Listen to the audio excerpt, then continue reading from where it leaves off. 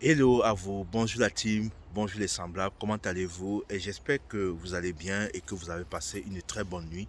Quant à moi, ça va super, super bien. Voilà, j'ai fait mon rituel de marche du matin. Je suis en joie, je suis heureux, je suis inspiré. Aujourd'hui, je voulais vous parler d'un sujet toujours important parce que tous les sujets que j'aborde sont des sujets importants et ces sujets-là vous permettent d'améliorer vos conditions de vie ou bien d'exprimer qui vous êtes dans la matière ou bien de vous accepter. Aujourd'hui, je vais aborder la notion de refus d'incarnation. Qu'est-ce que c'est que cette notion de refus d'incarnation? Qu'est-ce que ça veut dire? Qu'est-ce que ça peut nous apporter? Ou bien qu'est-ce que ça peut nous empêcher de faire? Donc, vous faut savoir que nous avons décidé de nous réincarner sur cette planète Terre dans le but de faire des expériences. Et c'est la raison pour laquelle, si nous voulons faire des expériences, c'est très important d'avoir un enracinement profond, un ancrage profond sur cette planète dans le but de recevoir les énergies de la Terre-Mère divine, les énergies des forces théoriques qui vont nous permettre de vraiment exprimer ou bien de réaliser nos expériences. Bon, il s'avère que il y a certaines personnes, certains êtres humains qui font le choix de se réincarner sur la planète Terre, mais à un moment donné, ne s'incarnent pas complètement sur cette planète Terre, ne s'incarnent pas totalement et complètement dans la matière. Et quelles sont les causes? Les causes sont diverses. Vous savez que nous sommes des êtres multidimensionnels et à l'intérieur, nous avons ce qu'on appelle des mémoires cellulaires. Et dans ces mémoires cellulaires sont inscrites toutes les mémoires que nous avons eu à faire, que ce soit dans les vies antérieures ou dans les vies parallèles. Si dans les vies parallèles ou bien dans les vies antérieures, nous avons eu à, à avoir des expériences négatives avec la Terre, nous sommes morts et nous avons gardé dans nos mémoires cellulaires la conscience que la Terre est une planète mauvaise. Si par exemple, dans une vie antérieure, j'ai été un guérisseur ou un guerrier, ou bien j'ai été voilà, euh, un sorcier ou un sorcière, allons toujours dans cette thématique-là. C'est un exemple parmi tant d'autres. J'ai été sorcier ou sorcière et que je faisais du bien avec mon talent, mon don de sorcier. J'ai été brûlé sur le rocher parce que c'est un problème assez récurrent. C'est la raison pour laquelle je prends cet exemple-là, je prends cette thématique-là pour vous montrer le refus d'incarnation. Ce qui fait que dans cette époque-là, disons que cette époque-là se situe en l'an 2000. Bon, l'an 1200, pardon. L'an 2000, c'est trop récent. Disons l'an 1200. En l'an 1200, j'étais ce grand prêtre-là, ou bien cette grande prêtresse, voilà, disons comme ça, ou ce magicien du village qui apportait des soins aux gens, qui guérissait, qui permettait aux gens, à toute personne d'être en bonne santé.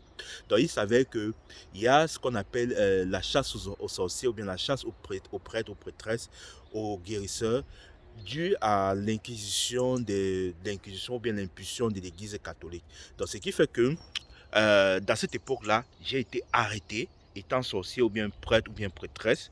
J'ai été arrêté ou bien étant païen, voilà, parce qu'à un certain moment donné, toutes ces pratiques-là ont été diabolisées et tous ceux qui pratiquaient vraiment ces pratiques-là ont été arrêtés, brûlés. Donc, ce qui fait que quand on m'arrête, si on m'arrête, on me brûle sur un rocher, je garde la mémoire dans ma mémoire cellulaire que les hommes sont mauvais, que la planète est une planète dangereuse pour moi, et ce qui fait que quand je vais revenir me réincarner sur cette planète, je vais essayer de ne pas m'incarner totalement et complètement parce que j'aurai un pied ancré sur la planète et un autre pied ancré sur le monde spirituel. Ce qui fait que je ne vais pas totalement m'incarner dans mon corps physique. Donc, il y aura une partie de moi qui sera là, mon corps physique, et une autre partie qui sera dans le monde spirituel.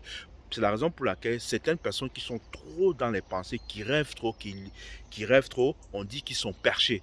Tout simplement parce qu'ils ont un pied dans le monde spirituel. Donc, si vous ne faites pas totalement et complètement votre incarnation, et si vous avez cette fuite de la matière, ça va être difficile pour vous de concrétiser vos projets. Et les caractéristiques de ces personnes, ce sont des personnes qui ont beaucoup d'idées, qui reçoivent vraiment des d'idées du monde spirituel, mais qui n'arrivent pas à mettre en place leur projet tout simplement parce qu'il manque l'énergie nécessaire pour pouvoir concrétiser leur projet dans la matière. Donc, si vous êtes dans ce cas-là et que vous avez des idées, mais vous avez du mal à passer à l'action, vous procrastinez, vous remettez à lendemain vos projets, vous avez peur que les hommes vous blessent ou bien que vous avez peur d'aller à l'extérieur, vous êtes toujours dans la solitude, sachez que vous êtes dans cette énergie-là, il y a un problème de refus d'incarnation. Et tant que vous n'allez pas travailler cette énergie-là, tant que vous n'allez pas accepter complètement et totalement votre incarnation sur la planète Terre, accepter les humains tels qu'ils sont, accepter que travailler le pardon, vous pardonner de tout ce que vous avez vécu dans vos vies antérieures ou bien dans vos vies parallèles, ça va être difficile pour vous de concrétiser votre projet parce que vous n'avez pas l'énergie nécessaire pour pouvoir passer à l'action. Et pour passer à l'action, il va falloir que vous ancrez complètement, vous enracinez complètement. Donc, ce qui fait que, et ça c'est un autre cas, il peut aussi arriver que, voilà, la séparation, avant notre incarnation, la séparation avec notre famille galactique, notre famille interstellaire a été très difficile et il peut arriver que notre famille, cette famille-là nous manque énormément. Donc, on peut avoir, même si on est dans le voile de l'oubli, quand on s'incarne, on peut avoir ce sentiment de ne pas être à sa place, ce sentiment de venir ailleurs, ce sentiment que ce monde ne nous correspond pas, voilà, ce monde ne nous correspond pas. Ce qui fait que si nous avons ces sentiments-là, ça va être on va toujours chercher à chercher de savoir où nous sommes, ce qui fait que ça va être très difficile pour nous de nous incarner sur le plan terrestre. Donc, ceux qui sont désincarnés ont une partie d'eux sur le plan terrestre qui n'est pas alimentée et ils sont tellement dans la tête dans les étoiles, ils sont que dans la partie esprit. Or, pour qu'un humain soit équilibré, il faut il soit dans l'esprit et dans la matière. Parce qu'on quitte de l'esprit pour pouvoir s'incarner et faire l'expérience dans la matière, pour pouvoir jouir de la matière. Or, si on n'est pas dans cette logique-là, ça va être difficile pour nous de mettre en place nos projets. Et même si on y arrive à mettre en place nos projets, ça va être, il va falloir, c'est comme si on aura toujours besoin de plus d'énergie, c'est comme si il y a cette sensation de donner plus pour que notre projet se réalise. Et même si on met en place ce projet, pour que ce projet réussisse, il va falloir qu'on a toujours la sensation de donner plus d'énergie. Donc, pour dépasser ça, il va falloir qu'à un certain moment donné, qu'on accepte complètement notre incarnation sur la Terre, qu'on accepte que voilà, si nous sommes là, c'est parce que nous sommes venus transcender, dépasser, harmoniser, guérir la mémoire transgénérationnelle du traumatisme que nous avons vécu avec nos vies antérieures et aussi parce que nous devons accepter les humains. Donc pour ça, il va falloir que vous acceptez complètement votre incarnation. Vous acceptez aussi que vous êtes un être humain. Vous acceptez les humains. Vous vous pardonnez de procrastiner, d'avoir toute cette énergie-là. Et vous pardonnez aussi aux humains. Et vous faites beaucoup aussi un travail d'ancrage. Donc c'est la raison pour laquelle la prochaine fois, on va parler d'ancrage et d'enracinement. Qu'est-ce qu'il faut faire pour avoir un ancrage assez puissant, un ancrage équilibré, un bon ancrage, parce que sans ancrage, sans acceptation de votre incarnation, il sera difficile pour vous d'avoir une jouissance totale sur cette planète. Parce que vous n'êtes pas dans la jouissance, vous êtes dans la souffrance, tout simplement parce que jouissance et souffrance font partie de la même énergie, mais il faut polariser. Mais pour avoir cette jouissance-là, il faut accepter les humains, il faut accepter son incarnation.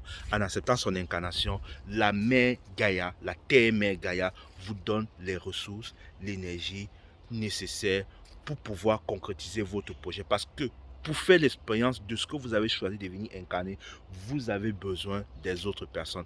Or, si vous restez toujours dans cette attitude de solitude, vous fuyez l'humanité, ça ne va pas être évident pour vous de pouvoir concrétiser ce projet ou bien d'exprimer qui vous êtes. Parce que c'est à travers les autres que vous exprimez qui vous êtes. C'est à travers les autres ou en face des autres que vous savez qui vous êtes. C'est très important de travailler cela et d'intégrer, d'accepter totalement son incarnation.